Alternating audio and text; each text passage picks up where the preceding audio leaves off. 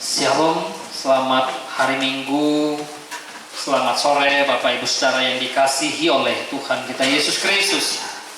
Pada kesempatan sore hari ini atau minggu ini adalah minggu keempat atau minggu Advent keempat, sehingga ada lilin keempat dinyalakan. Minggu di mana penantian Mesias akan lahir atau Kristus akan dilahirkan.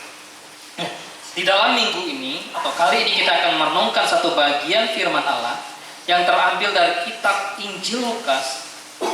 Injil Lukas pasal yang pertama ayat 39 sampai ayat yang ke-45. Injil Lukas pasal 1 ayat 39 sampai ayat yang ke-45. Kita akan membaca secara bergantian.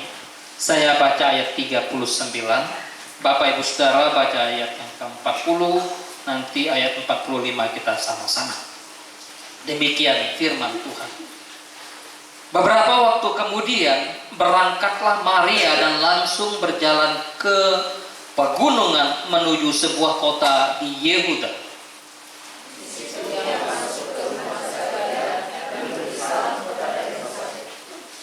Dan ketika Elizabeth mendengar salam Maria, melonjaklah anak yang di dalam rahimnya, dan Elizabeth pun penuh dengan Roh Kudus.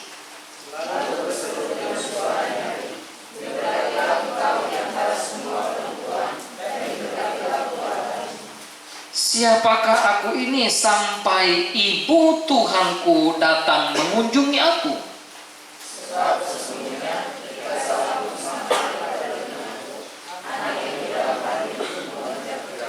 Sama-sama. Dan berbahagialah ia yang telah percaya, sebab apa yang dikatakan kepadanya dari Tuhan akan terlaksana. Demikian jauh pembacaan firman Tuhan kita pada sore hari ini. Bapak Ibu Saudara-saudara yang dikasihi oleh Tuhan, Natal penuh kemustahilan. Beberapa bagian telah kita bahas, telah kita renungkan, dan pada hari ini sebelum besok tentu kita membahas satu tema yang disampaikan oleh PG atau tema nasional. Nah, di dalam rally Natal, maka ini adalah bagian terakhir untuk kita memahami Natal penuh kemustahilan. Ibu Tuhanku. Nah, seorang ibu tentu bangga sekali dengan yang namanya anak. Seorang anak menjadi satu kebanggaan bagi ibu. Apalagi kalau anak itu anak yang dinantikan. Tentu ibu akan terus menceritakan akan segala hal-hal yang baik, hal-hal yang sangat menyukakan hati seorang ibu. Demikian juga dengan anak. Ya, anak juga akan bangga dengan seorang ibu. Oleh sebab itu hari ini juga sebetulnya tanggal 22 kemarin adalah hari ibu. Ya, selamat hari ibu untuk para ibu juga. Ya. Nah, Bapak Ibu Saudara yang dikasihi oleh Tuhan, ibu atau kita menyebut seorang ibu tentu saja oleh karena dia melahirkan kita, maka dia menyebut atau kita menyebut dia seorang ibu, atau orang menyebut dia adalah ibu dari salah seorang karena memang ibu tersebut melahirkan dia. Itu secara darah daging. Tetapi juga ada ibu yang disebut sebagai ibu sambung di dalam istilah kehidupan keseharian kita. Ketika misalnya salah seorang ibu lalu suaminya meninggal, lalu menikah lagi, maka bagi anak yang bukan lahir dari kandungan disebut sebagai ibu, disebut sebagai ibu sambung. Ya, itu hal yang sangat-sangat biasa di dalam kehidupan manusia. Tetapi di dalam kehidupan dunia modern juga, sebetulnya kalau kita mendengar istilah yang disebut dengan surogasi eklimen atau surogasi itu apa? Surogasi itu adalah ibu pengganti gitu ya. Ibu pengganti, ibu topangan. Ini biasanya dilakukan oleh keluarga-keluarga yang sulit untuk mendapatkan anak. Pasangan suami istri yang sulit untuk mendapatkan anak, maka mereka berusaha untuk mencari ibu topangan atau ibu pengganti atau yang disebut dengan istilah surogasi. Dan itu terjadi banyak di negara-negara seperti Amerika, Cina, India. Itu dilakukan untuk apa? Biasanya, kalaupun ada ibu yang bisa mengandung dan melahirkan, tapi mereka mereka nggak mau. Kenapa? Untuk menjaga kehidupan mereka. Karena public figure, karena menjaga pola kehidupan, karena menjaga tubuh mereka, sehingga apa? Pinjam rahim istilahnya. Jadi itu sesuatu yang sangat-sangat terjadi real di dunia saat ini. Jadi ada keluarga yang pinjam rahim ibu orang lain, pinjam rahim perempuan lain. Hanya untuk apa? Menitipkan bayinya. Dan itu bukan hasil atau bukan dari ovum dari sendiri, tapi dari suami istri yang memang menitipkan bayi itu di dalam rahim seorang perempuan. Sehingga apa? Wah, ini bisa menjadi bisnis yang begitu besar, yang sangat menjanjikan. Ratusan anak lahir dari ibu yang dijadikan tempat untuk menitipkan seorang anak atau seorang bayi di dalam rahim. Nah, teks yang kita baca memberitahukan kepada kita bagaimana ketika Maria sudah mendapatkan satu informasi dari malaikat Tuhan bahwa ia akan mengandung, maka ia pergi ke Elizabeth. Elizabeth dan Maria punya pergumulan yang sama. Apa pergumulan Elizabeth dan Maria?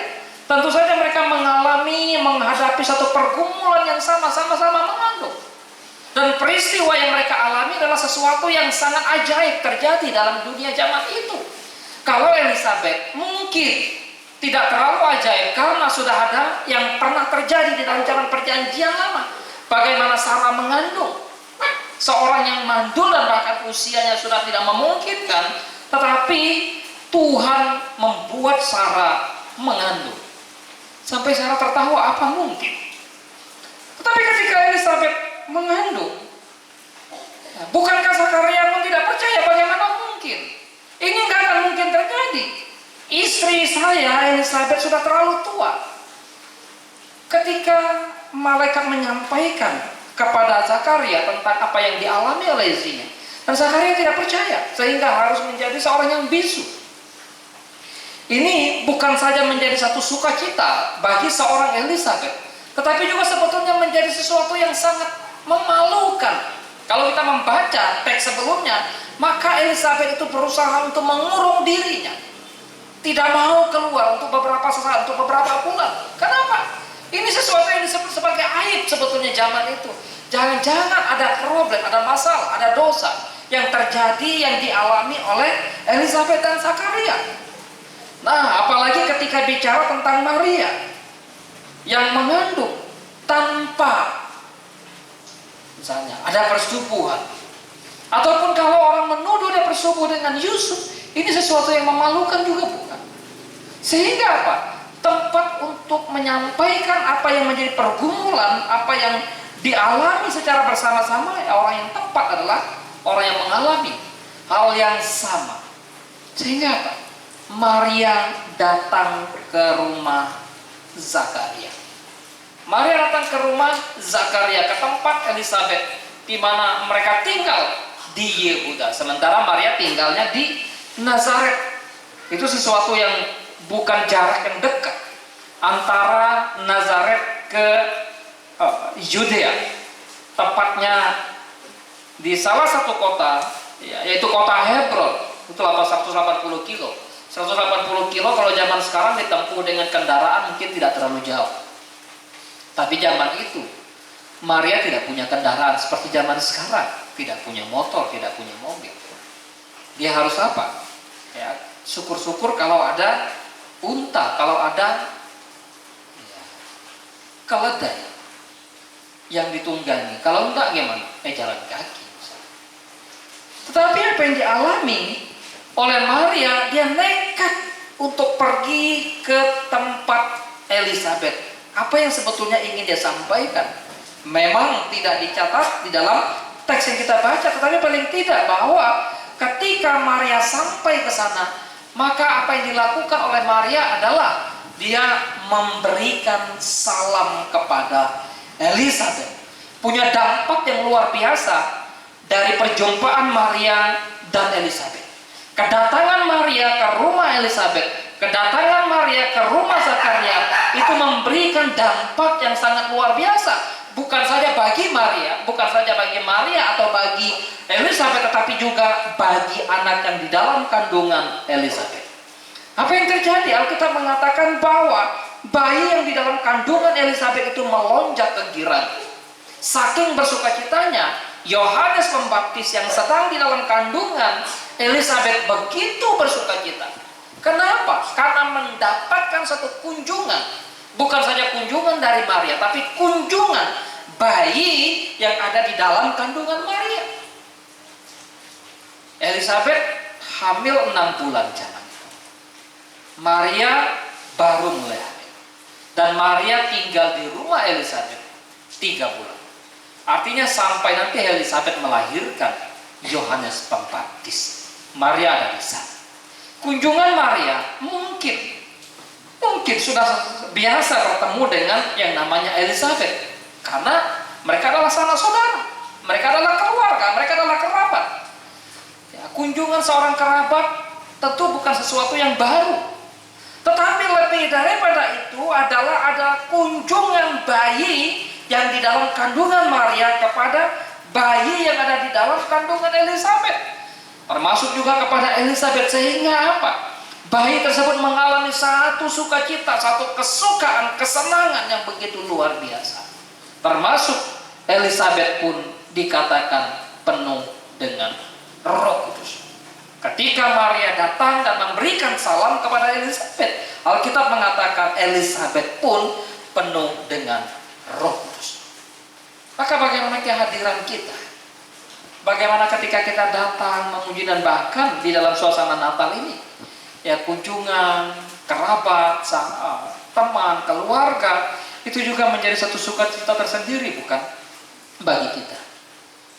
Oleh sebab itu maka kunjungan Maria membawa dampak yang begitu besar, baik bagi Yohanes Pembaptis yang ada di dalam kandungan Elisabet maupun bagi Elisabet sendiri yang sedang mengandung. Nah, kita melihat bagaimana respon Elisabet atas kunjungan Maria. Tentu saja Elisabet sangat bersukacita. Elisabet bersukacita, bayi yang di dalam kandungannya bersukacita. Gambaran sukacita yang dialami oleh bayi Yohanes Pembaptis, dia tentu melonjak kegirangan. Ya, bagi ibu-ibu yang sudah pernah mengandung dan melahirkan itu, bagaimana ketika bayi dalam kandungan itu bersukacita, itu wah, terasa sekali begitu ya. Karena waktu anak saya mereka dua masih dalam kandungan, tiba-tiba muncul apa ya, wah ini kok perutnya naik ke atas itu, tangannya, kakinya aja. Wah ini kayaknya lagi bersukacita, apalagi kalau kita putarkan musik, ada gerakan tersendiri. Itu bayi luar biasa. Nah itu gambaran sukacita. Tetapi Maria ya datang ke rumah Elisabet dan Elisabet penuh juga dengan sukacita, penuh dengan Roh Kudus. Gambaran yang dialami oleh Elisabet adalah bagaimana ia berseru dengan suara nyaring, berkata dengan suara yang nyaring, dan mengatakan bahwa diberkatilah engkau di antara semua perempuan dan diberkatilah buah rahimmu itu, atau diberkatilah buah kandunganmu itu. Itu sukacita yang dialami oleh Elisabet dan dinyatakan dengan satu ekspresi, dengan satu perkataan, satu kalimat yang begitu luar biasa disampaikan kepada Maria. Dan tentu juga bukan hanya sekadar bersukacita, tetapi juga betapa terharunya Elisabet karena mendapatkan kunjungan, bukan kunjungan kerabat, bukan kunjungan seorang ibu muda yang mengandung, tetapi juga kunjungan bayi yang suci, bayi yang kudus, bayi yang disebut sebagai anak Allah itu yang ada di dalam kandungan Maria. Gambaran keterharuan Elisabet disampaikan di sana. Siapakah aku ini? Sampai ibu Tuhanku datang mengunjungi aku. Emang siapa aku ini? Aku ini bukan siapa-siapa. Aku ini gak ada apa-apa. Tapi ibu Tuhanku mau datang kepadaku. Bukannya sekedar menunjuk pada Maria, tapi sebetulnya menunjuk pada Tuhanku itu yang ingin ditekankan oleh Elisabet. Sehingga apa? Maka Elisabet menyebut di sana sebagai ibu Tuhanku, atau di dalam istilah Ibrani yang diterjemahkan ke dalam Yunani, sebetulnya dalam istilah Ibrani itu namanya En Adoni. atau Hemeter Kurio, ibu dari Tuhan, ibu daripada Kristus. Kurios itu bisa milik, bisa pemilik, bisa pencipta, bisa Tuhan, dan juga bisa Tuhan. Siapa sih itu? Aku ini sampai sang pemilik kehidupan, sampai sang Tuhan itu, ibu Tuhan, dan bahkan Tuhan itu datang kepadaku. Dan pernyataan ini bukan keluar dari seorang yang tidak mengenal Allah, tapi keluar dari seorang perempuan, dari mulut Elizabeth. Mulut Elizabeth itu dikatakan, atau Elizabeth seorang yang penuh dengan Roh Kudus. Dia sedang mengandung Yohanes Pembaptis, penuh dengan Roh Kudus. Artinya bahwa ketika Elizabeth mengucapkan ibu Tuhanku, bukan sekadar wah ini ucapan biasa, tidak, tetapi ada satu dorongan Roh Kudus yang mendorong Elizabeth untuk menyatakan ini ibu Tuhan, ini ibu dari bayi kudus, ibu dari Kristus.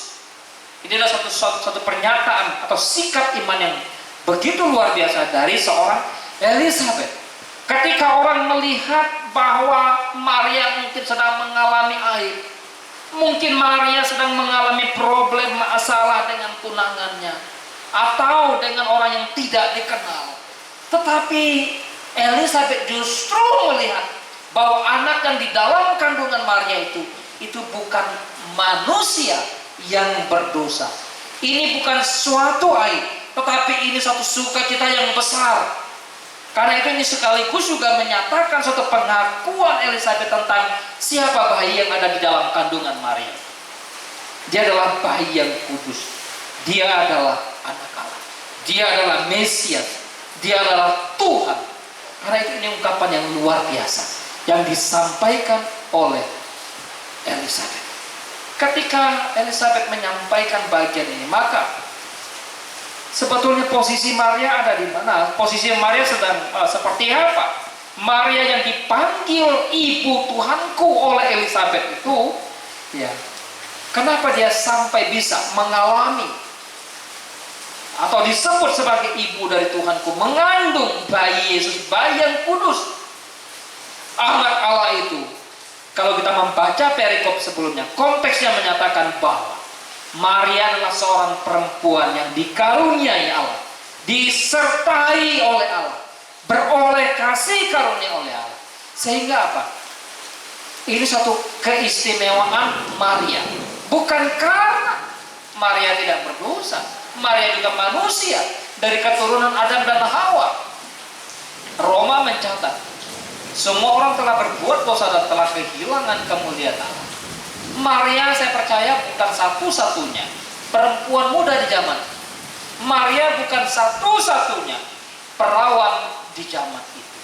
Maria bukan satu-satunya virgin, bukan satu-satunya alma, tapi Maria satu-satunya orang yang mendapatkan perkenanan Allah untuk melahirkan Yesus. Maria adalah seorang yang dinaungi oleh Roh Kudus, anak yang di dalam kandungan Maria. Ayat sebelumnya kalau kita membaca, maka disebut sebagai anak Allah, disebut kudus.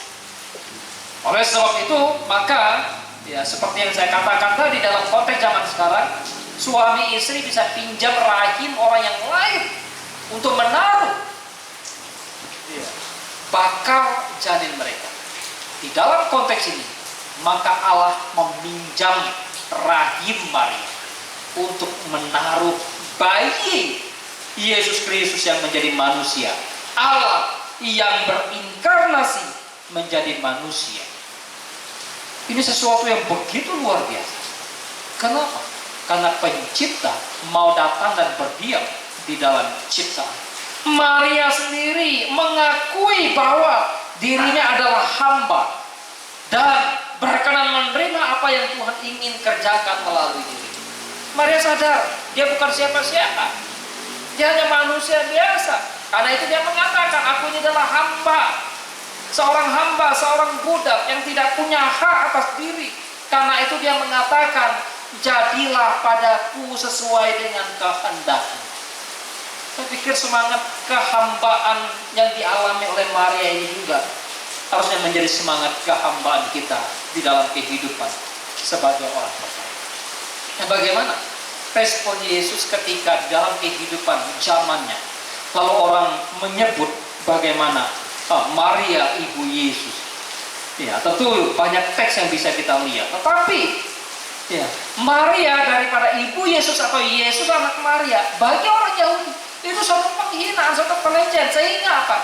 Di dalam konteks tertentu, maka ketika Yesus berbicara kepada orang-orang Yahudi, mereka mengatakan, kami ini bukan anak zina. Mereka sebetulnya sedang ingin menyinggung apa yang dialami oleh Yesus ketika dia mengambil rupa menjadi manusia. Karena itu mereka mengatakan, bukankah ia anak tukang kayu? Bukankah ibunya bernama Maria dan saudara-saudaranya kita mengenalnya? Tetapi di dalam bagian lain, ingat bahwa ketika ibu Yesus itu Maria ingin seakan-akan superior, memberikan hal yang lebih terhadap Yesus, maka apa yang dikatakan oleh Yesus kepada Maria di dalam perjamuan kawin di Kana, waktu Maria mengatakan mereka kehabisan air, Maria percaya bahwa Yesus sanggup melakukan mujizat untuk mengubah air menjadi air. Tetapi waktu Yohanes mencatat ibu Yesus yaitu Maria ada di sana, menggunakan kata meta. Tetapi Yesus sendiri menyapa Maria, mau apakah engkau daripadaku, hai perempuan? Menggunakan kata guna di sana. Guna itu istilahnya perempuan. Sebetulnya dalam konteks kalau bahasa halus, mau apakah engkau daripadaku meta? Tapi Yesus mengatakan, mau apakah engkau daripadaku guna. Termasuk ketika Yesus ada di salib, Yohanes sang rasul yang paling dikasihi oleh Yesus, Maria juga ada di sana. Waktu Injil Yohanes mencatat bahwa Maria ibu Yesus ada di sana, maka dari atas kayu salib pun Yesus mengatakan, Gunai, perempuan ini anak ini ibu. Jadi kembali dalam melihat bagian ini bahwa kita akan memahami betapa sikap Maria dan implikasinya bagi kehidupan kita orang percaya.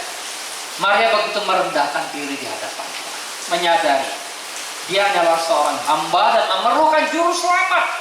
Sekalipun Yesus Kristus yang dia kandung dan dia lahirkan, dia menyadari bahwa dia memerlukan sang penebus.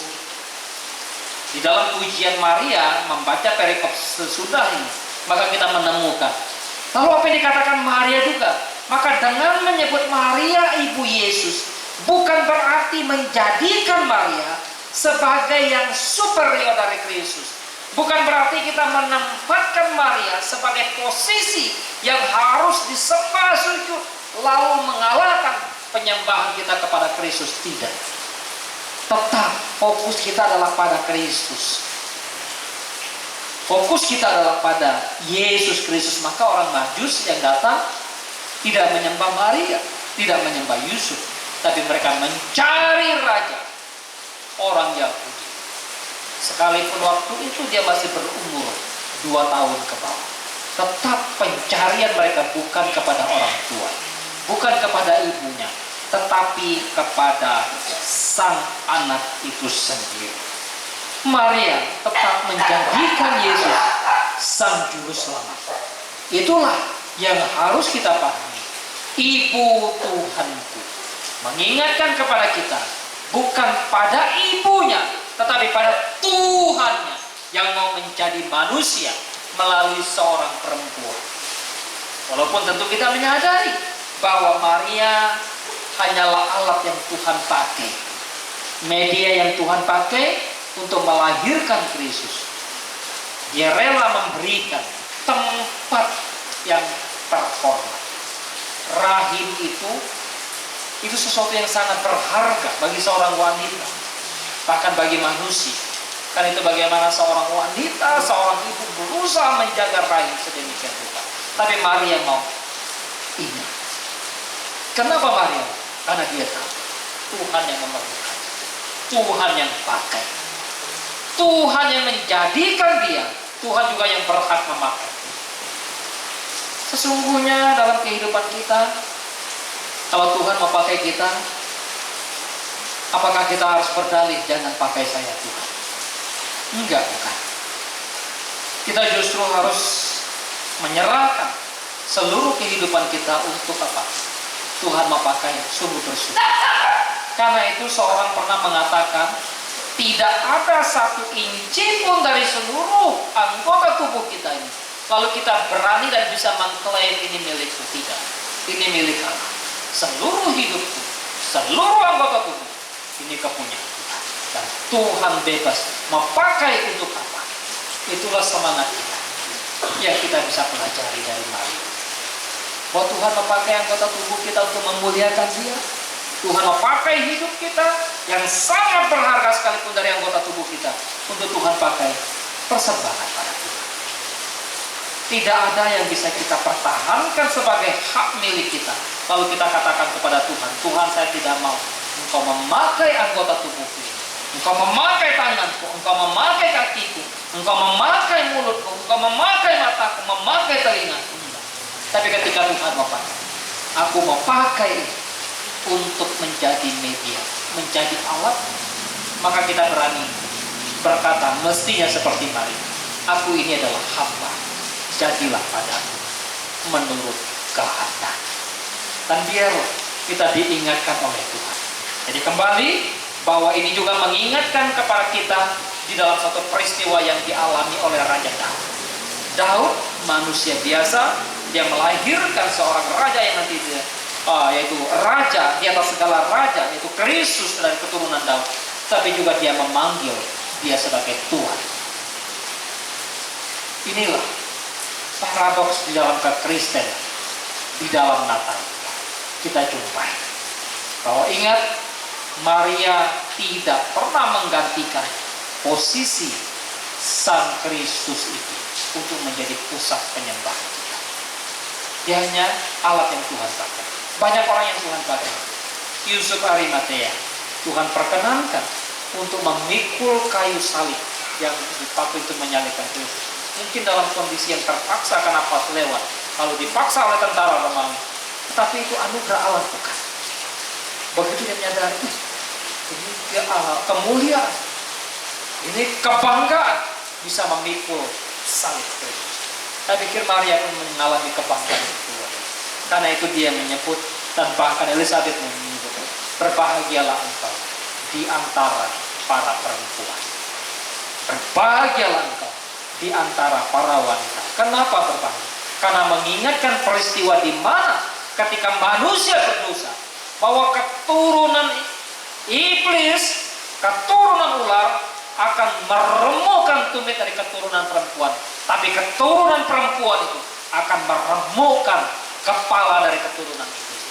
Itulah penggenapan di dalam diri perempuan Maria dan di dalam diri Yesus Kristus yang meremukkan, menghancurkan kuasa iblis. Tuhan menolong kita, Tuhan memimpin kita. Selamat menikmati anugerah sukacita Tuhan, damai sejahtera Natal pada kesempatan hari. Biarlah kita terus bisa mengalami suatu perjumpaan pembaharuan dengan Tuhan. Mari kita tundukkan kepala, kita berdoa kepada Tuhan.